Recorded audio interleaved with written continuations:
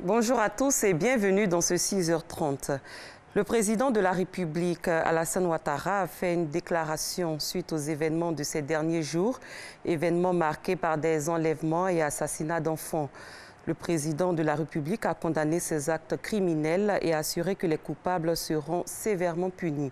On écoute le chef de l'État, le président de la République, Alassane Ouattara. Mes chers compatriotes, au cours de ces derniers jours, nous avons assisté avec indignation à des cas de disparition, d'enlèvement et d'assassinat d'enfants dans des conditions tragiques. Je présente mes condoléances aux familles endeuillées et je leur apporte toute ma compassion, ainsi que celle du gouvernement et de la nation. Je condamne avec la plus grande fermeté ces crimes ignobles perpétrés sur des enfants sans défense. Les enquêtes en cours ont déjà permis l'interpellation des personnes impliquées dans les différents cas d'enlèvement ou d'assassinat. Tous les suspects seront traduits devant la justice et les coupables seront sévèrement punis. J'ai donné des instructions fermes pour que nos forces de défense et de sécurité se déploient en nombre sur le terrain pour protéger toutes les populations. Je vous invite donc, chers compatriotes, à ne pas céder à la psychose. Nous sommes déterminés à lutter contre ces pratiques inacceptables.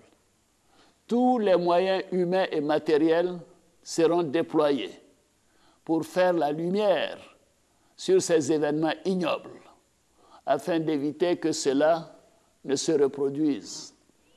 Il ne doit plus jamais y avoir de cas de Bouba en Côte d'Ivoire. Mes chers compatriotes, je voudrais également revenir sur les comportements inciviques et les attaques contre les symboles de l'État qu'il nous a été donné d'observer dans certaines localités de notre pays, notamment à Guiglo, Soubré, Blolequin et plus récemment à Mbayakro. Oui, nous avons assisté à une montée d'actes de violence et de défiance de l'autorité de l'État. Des familles ont été endeuillées. Des symboles de l'État ont été saccagés.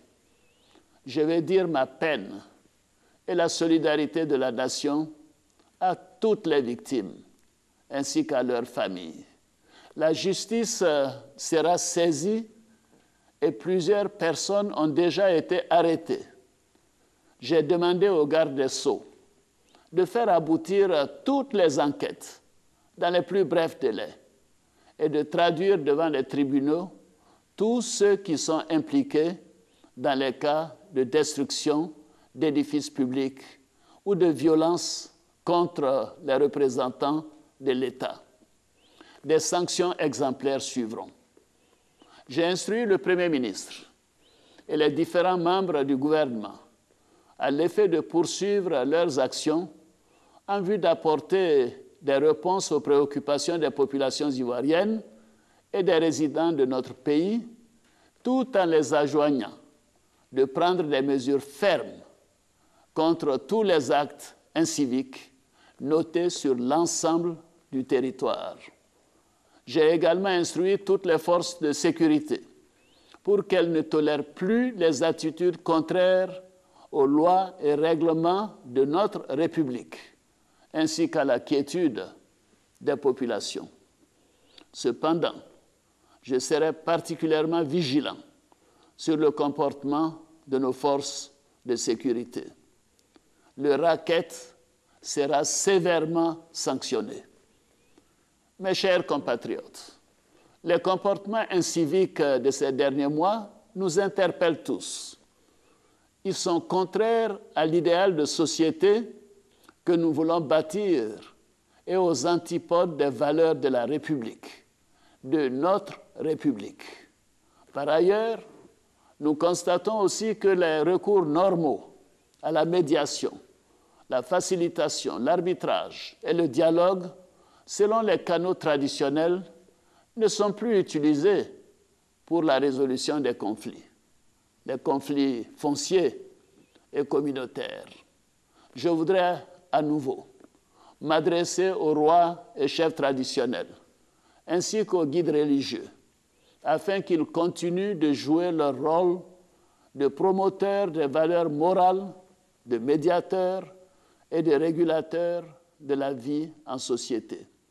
La Chambre des rois et chefs traditionnels, qui a été érigée en institution de la République, est un premier recours en cas de crise locale. Mes chers compatriotes, la Côte d'Ivoire est aujourd'hui un modèle pour de nombreux pays. Nous devons préserver cet acquis. C'est pourquoi je vais appeler chacune et chacun de nos concitoyens au respect et à la tolérance. Privilégions le dialogue et ayons recours aux institutions de la République pour régler nos différends. Nul n'a le droit de se faire justice lui-même. Plus que toute autre chose, j'en appelle au respect de la vie humaine, car la vie humaine est sacrée.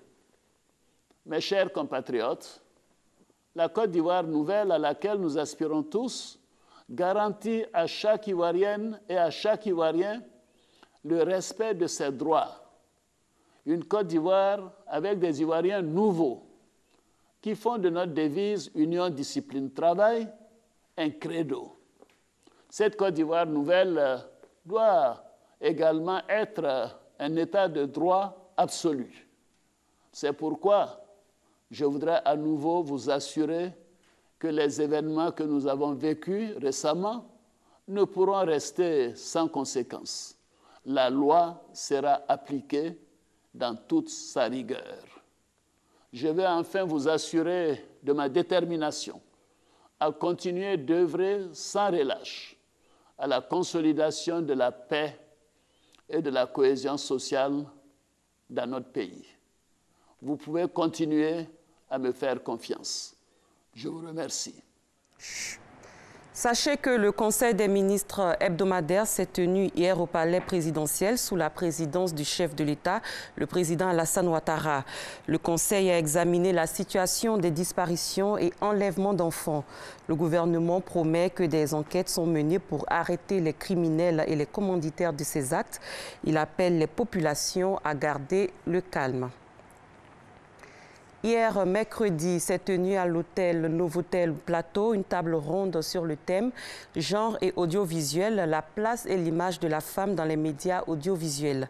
Organisée par la Haute Autorité de la Communication Audiovisuelle ACA à la veille de la Journée internationale de la femme, cette table ronde visait à proposer les moyens d'action susceptibles d'améliorer l'image et la place des femmes dans les médias audiovisuels.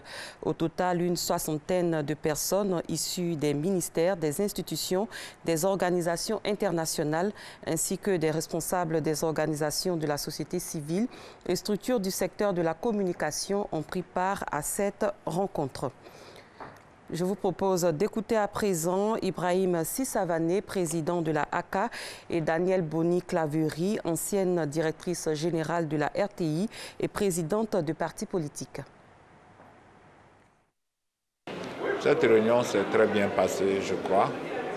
Il y a eu une participation de qualité, il y a eu des interventions très intéressantes. À la fin, il y a eu beaucoup de propositions.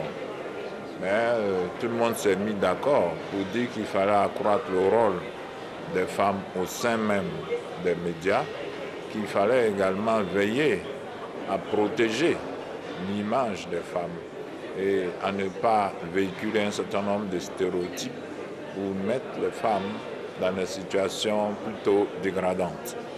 En même temps, nous avons dit aussi que tout le monde doit faire sa part d'efforts, les femmes comme les hommes. Et c'est ensemble que nous pourrons construire la cité de demain.